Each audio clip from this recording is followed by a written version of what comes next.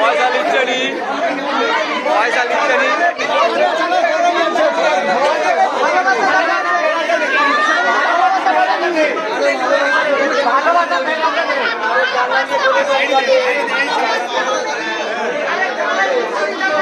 ঘর বসে আছে এখানে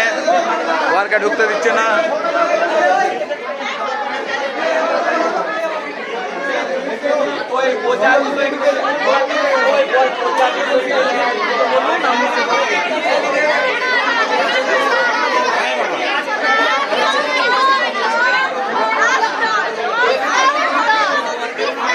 ডিসকাউন্ট 10,000 তো